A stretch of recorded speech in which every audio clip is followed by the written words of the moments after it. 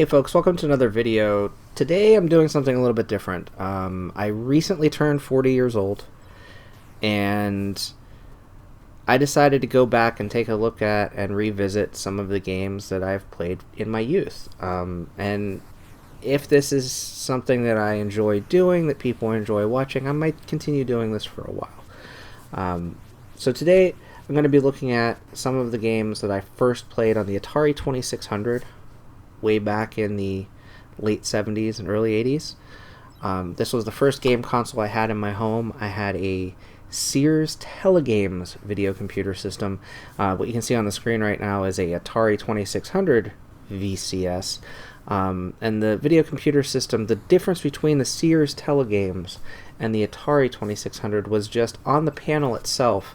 On the one that you can see right below my picture is a black panel that says power on off with the TV type, if it's color, black and white.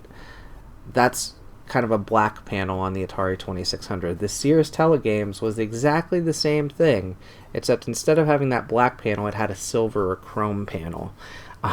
Still the same wood grain style, still the same ridges on the top of it, but otherwise it was an Atari 2600. In fact, later in my youth, the Sears Telegames unit actually died. The joystick also, if I remember correctly, had a yellow button, whereas the Atari 2600 had an orange button. But otherwise, they were basically the same thing. And Sears was actually contracted. It wasn't like it was a bootleg. It was an actual contracted unit that they had with Atari. But when we took the dead, under warranty Telegames unit back to Sears, they actually exchanged it and gave us a real Atari 2600. So toward the end of the Atari 2600's lifestyle, I actually did get the opportunity to play on a real one until we put it in a box and forgot about it for many years. A couple of notes. I don't have an Atari 2600 readily available that I can hook up to a TV or to a computer with clear signal and make a video. So I'm actually emulating to do this. I'm not using an Atari joystick. I'm using a trusty Xbox 360 paddle. So things are going to be a little different than they would have played back in the 70s and early 80s. But I wanted to take this journey because I thought it was kind of cool when I started playing through some of these retro games, and I want to tell some of the stories of how, when I played these in my youth, how I felt, and also a little bit about some of the developers that made these games as well. So I'm going to start with a Atari 2600 game called Adventure.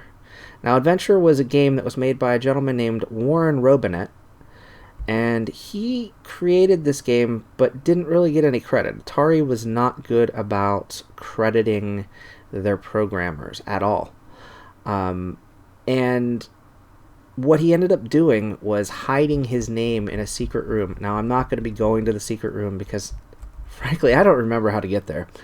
But that was actually the inspiration for something that happened in later Atari days, after Atari was not the sole publisher for Atari 2600 games, and people moved on to companies like Activision.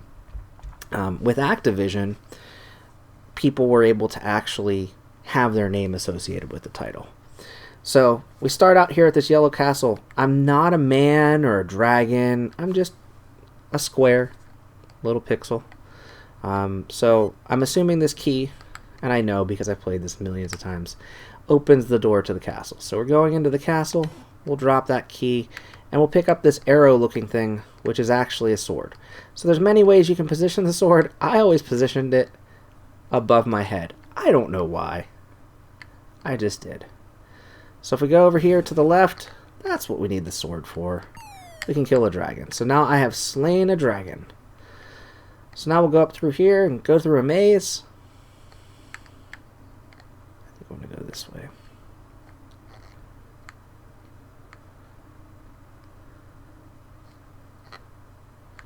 If we go up here, there's a castle again, but I don't have the key to the black castle. So we're going to take this bridge, and yes, these two little brackets on the screen are actually a bridge. The bridges are movable also in the game, but I'm not going to move this one because it's a nice shortcut for me to get back right now. There's got to be a black key somewhere. So if we go to the right this time instead of to the left, look, another dragon. This one's green. So in order to pick up the black key, we need to drop the sword. Hopefully no one comes and takes that sword, and hopefully we don't run into another dragon. Maybe I should have put the key back in the yellow castle. Well, let's go to the right this time. We know that that bridge takes us to the same place. I think it's a slightly shorter route.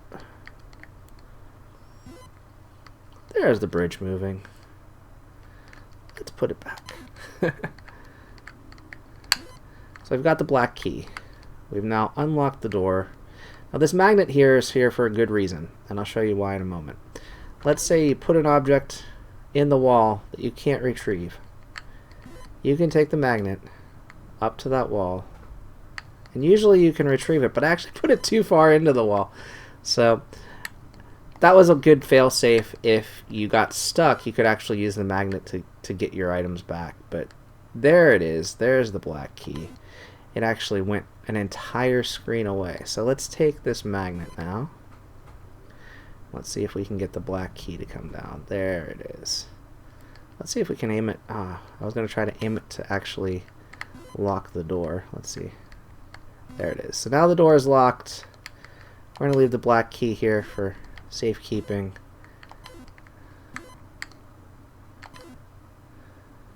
And we're going to take this chalice because we don't really need the black key. What we really need is this golden shiny chalice. And the chalice actually goes back to the yellow castle that we started from.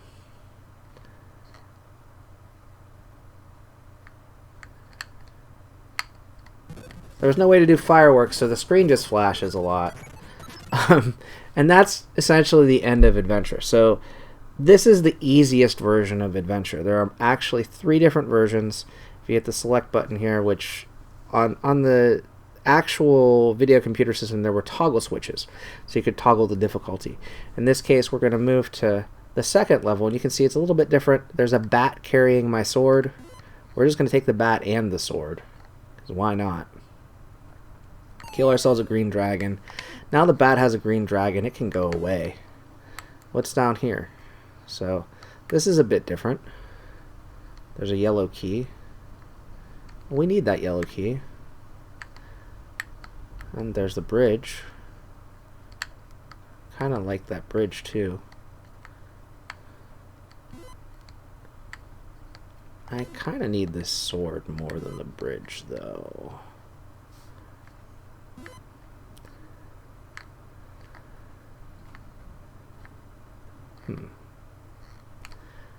So again, slightly more challenging. We don't have a weapon or a key right now, so we're probably going to die. And that's okay, because frankly that's part of the fun right now. Hey look, it's my sword. Is he going to come back, or is he just going to keep it for himself? Well, whatever. So we go up here. There's the black castle still. God knows where the key to that castle is right now. Probably one of those pits of despair. But that's essentially Adventure. So Adventure was one of my favorite games. I played this game for hours and hours in my youth. It is still dear to my heart, and I'm really thankful that I'm able to recreate it again now and share some of my memories. But it is not the only game that I'm going to play tonight. So we're going to exit out. We're going to go back to the Atari 2600 library here. And the next game we're going to play is one that ate up a lot of my time. This one was initially an Atari favorite, but it actually ended up becoming an arcade favorite as well. So this is Pac-Man. Now Bandai Namco made Pac-Man for arcades, and there was also a Midway version. But Pac-Man for the Atari 2600 is kind of a different beast, kind of a different experience. For the 2600, it was ported by a gentleman named Todd Fry. And strangely enough, I went to a classic gaming expo once down in San Jose, probably 10 or 15 years ago. And at the classic gaming expo, Todd Fry was there, in the crowd, and the gentleman that made E.T., whose name was Howard Scott Warshaw, was on a panel speaking about kind of the rise and fall of the Atari 2600, because there was a video game crash in, I believe it was either 1982 or 1983, where video games that previously cost $150 or $100 a piece, they couldn't sell for $3 or $4. And news-wise, what brought that about was the poor quality of the port of a game called E.T., the Extraterrestrial. So,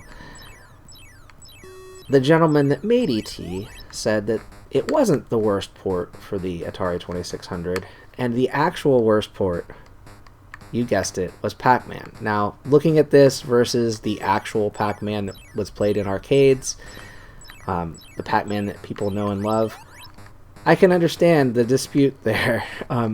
But when I was a kid, this was the only Pac-Man I had for the first few years. We did eventually get a Chuck E. Cheese, which had an arcade in it. And I got to play real Pac-Man for the first time, and I fell in love with that arcade game as well. And later ports too, and later variations of Pac-Man. But this was my first Pac-Man, and it, I believe, was the #1 selling game for the Atari 2600, despite how awful it may have been perceived by the developers. I still suck at it, as you can see, even after all these years. But this was one of my favorite games as a kid. I played this for hours and hours at home. I spent probably a good portion of my after-school hours not doing homework and playing Pac-Man on the Atari 2600. We'll just do a couple more boards here. Then I'm going to move on to the next game. I think that's a good place to stop. So, good example of Pac-Man, which, again, one of the top-selling titles for the Atari 2600. So, if you were a kid when the Atari 2600 was around, you probably have this strange orange-boxed alien thing in your household as well, or had it, at least, as a kid. I'm going to move on now to a game that asks the question, how did the chicken cross the road, as opposed to why did the chicken cross the road? Another one of my dear favorites. It's called Freeway. Now, Freeway is essentially very similar to a game called Frogger that came out around the same time.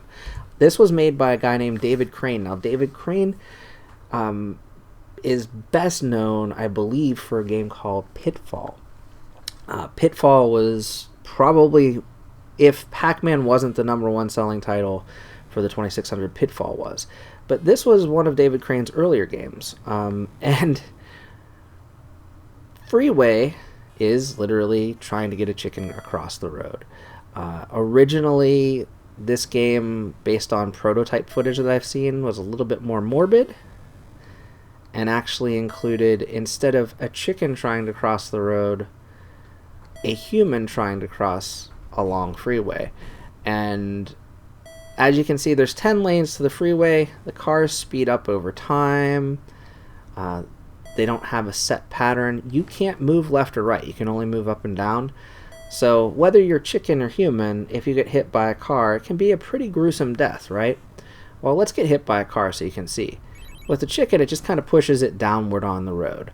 And the idea is, if you have two players, you have kind of a race between the two chickens at the bottom of the screen. So you want to try to accumulate as much of a score as possible. With the humans, in the bloody human freeway, if you got hit, you became a blood streak that streaked to the bottom of the screen. So it was a bit more morbid than the current version, but I never saw that as a kid. I saw these chickens. And for some reason, you know, why did the chicken cross the road joke turning into a game was a lot of fun for me. As you can see right now, it's a pretty simple concept. Other games like Frogger, for example, a little bit more complex, a little bit more of a challenge, a little bit more fun. But this one was pretty cool. And again, I'm playing these on the easiest settings. There are far more difficult versions for every one of these Atari 2600 games. That's another thing that was really awesome about the 2600 is even though you may have played these games for hours and hours on end, once you got bored with a specific challenge level, you could just increase the difficulty. There was like an A-B switch you could switch to. And see that flashing on the screen? That just means that the game's about to end. And what will happen when it's time for the game to end is the freeway just freezes, just like that. So, again, kind of a fun way. There's no game over screen. It's just over. And if I hit the select button, for example, now I can make it a slightly more difficult, challenging freeway. If I hit the select button again, you'll see the cars get faster and faster. Some of them get longer. And then this one's kind of super slow in spots. And so forth. So different difficulty settings made the games have more variety, even though they're really simple concepts. Activision made a bunch of games. So this was one of them. Again, this was by David Crane, who went on to make another game called Pitfall that was very famous. But another one that was really awesome was a game called River Raid. So I'm going to flip down to River Raid now. With River Raid, the thing that I really liked about it was that you had a lot of freedom. It was a vertical scrolling game, which you'll see in just a moment, but you could move across the screen. So you weren't limited to a maze. You were limited to, well, whatever the river runs. So this game, River Raid, that we're about to jump into right now, was made by a woman named Carol Shaw, who designed this game and then kind of just disappeared from video games forever, from what I can see. She did just recently, in 2017, get an Industry Icon Award from the Game Awards, which is a video game awards presentation that happens on an annual basis now. And I thought that was pretty cool because she definitely deserved it. This game was the forerunner of so many games. I'm used to now, most games that I play in this genre have the enemies flying at you and swarming at you and shooting at you. So a good example right now that I play often is a game called Ikaruga that is what they call a shmup or shoot 'em up. And it's, again, a vertical-based game. You're in a spaceship instead of a plane. And you have enemies swarming at you as you vertically move upward. One of the things that I also remember about River Raid is kind of slowing down. Was always leaning back on the joystick. And I feel weird not being able to do that, just pressing down on the D-pad on the Xbox controller. Because I'm so used to... Well, I'm not used to it right now, but it's kind of second nature. That's how I used to play this, is I'd lean back or lean forward to speed up to get past certain obstacles in this game. So pushing down just doesn't have the same effect.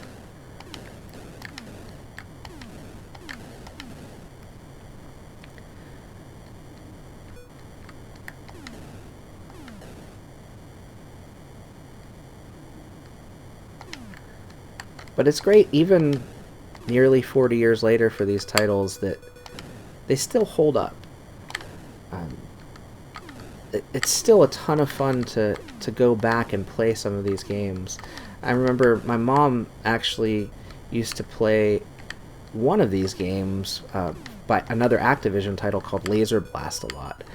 And she would actually call a friend on the phone, and they would play against each other. It was basically like nowadays multiplayer online games, except their online was talking through a phone receiver. I just crashed into the wall. That's awesome. And bragging about each other's scores. Now, to prove to each other what their score was, you couldn't take a screenshot and send an email. So they would actually take a picture on film of their score and then send it to each other. it was just an interesting thing that, knowing how things are today, I could just see them playing online games the same way. But it was kind of a precursor to all of that, even that far back. Atari and Activision and a couple of other companies, actually, that made Atari games had contests where you could send in pictures of your screen. And if you achieved a certain score, you might get a patch or a poster, things of that nature. I remember we did get the Laser Blast one. I don't know if it was myself or my mom that earned it. But that was one I do recall we played a ton and got pretty far on. So that was a bit of River Raid. I have extinguished all of my lives in a fantastic game.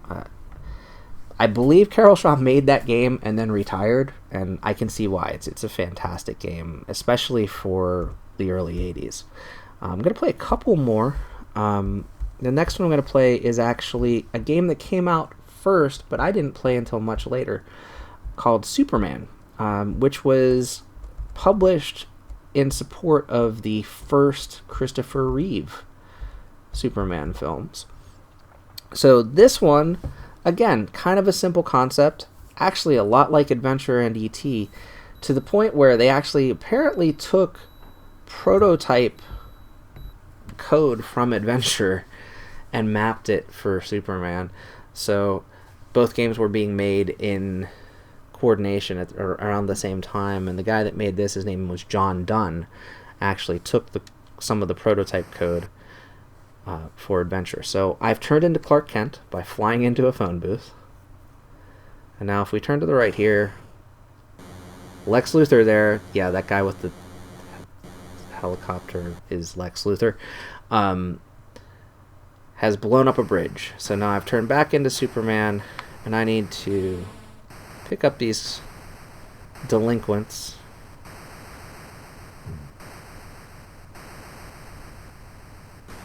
Find a way to get them to jail. There's the jail. Uh-oh, I picked up Lois Lane instead of a delinquent.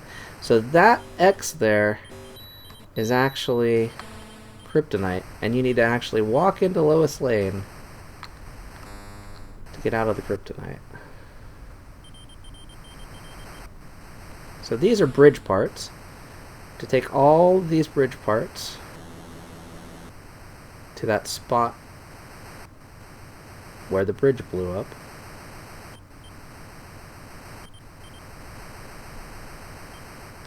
And I get lost very easily in this one. There's Luthor again.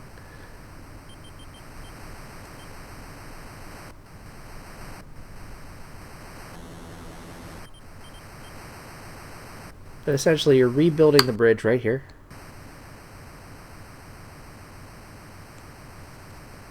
How many screens we can get through? Oh, there's 2 of them there. That's pretty crazy.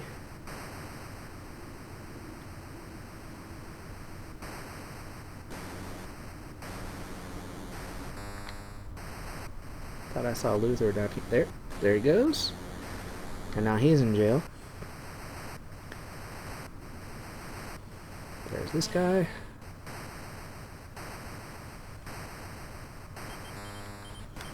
So there's one more criminal out there. They might be hiding in the subway. Let's go take a look real quick. There's Lois again. So when you get hit by kryptonite, you actually have to kiss Lois Lane or else you have no power.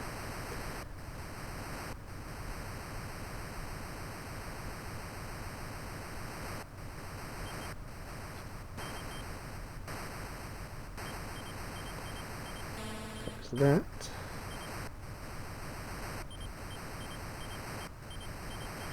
Trying to get the bridge piece back to... Let's catch this guy first. The jail is much easier to get to than the bridge for some reason.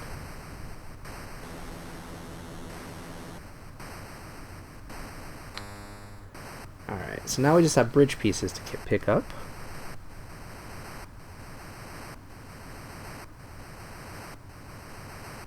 Find his as many bridge pieces as we can. Now, I don't think time runs out at all. I don't think I want to put Lois in jail either. It's almost the direction I was going in. Sorry, Lois. So the bridge should be right here. So that's 2 pieces of the bridge. And I believe there are 4, so let's go see if we can find more.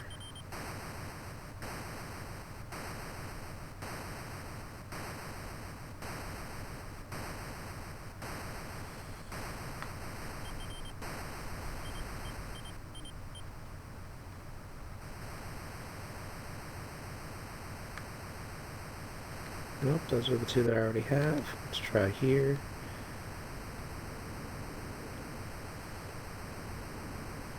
So again, the maps are very similar to what we saw in Adventure previously. So I got hit by kryptonite. I can't fly until Lois Lane kisses me. And now, I'm a hero again. Let's see if we can find another bridge piece. There's another bridge piece. Whoops. And there's me losing the bridge piece right away.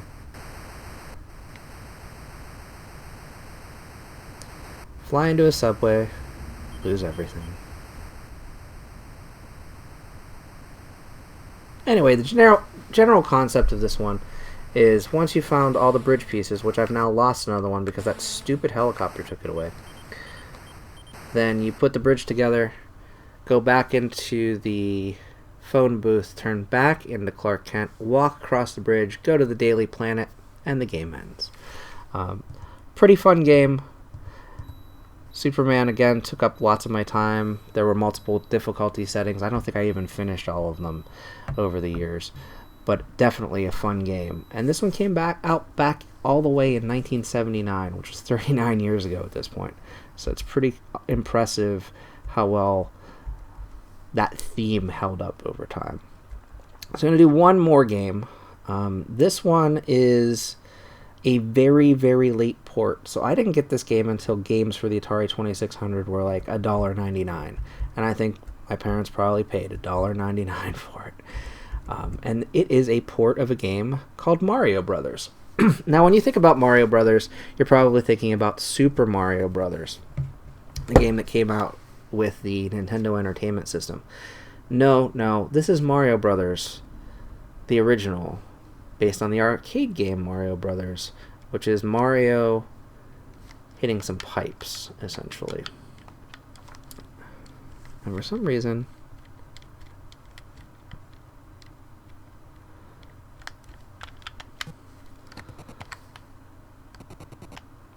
that little Koopa turtle up there, I already died twice. Wow. So that little turtle is a Koopa. That twirly rainbow thing is supposed to be a coin. And this game's actually a bit harder than I remember the arcade game being, because I don't remember those fireballs being that aggressive in the arcade game. So this is a pretty challenging late generation Atari 2600 game. I still had a ton of fun with it though. And the cool thing about it was you could play 2-player multiplayer with 2 joysticks very easily. And so myself and my mom, or myself and my sister, would play together as family, which was awesome.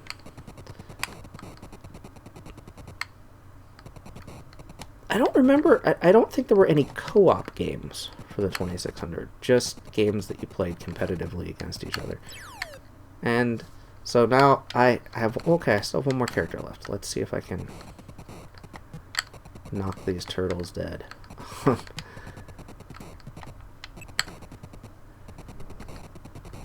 But yeah, this game, the video game crash, as they call it, had already passed by the time this came out. And basically you can go into a toy store or a Sears or whatever the big electronics store was, because Best Buy didn't exist then, and you could pick up one of these games for a couple bucks, or 3 for $5 in some cases. That's how bad the video game crash was. So this is kind of a bonus level now. And the object is to get these blue coins now. Now, these look like coins. I don't know why the other ones couldn't.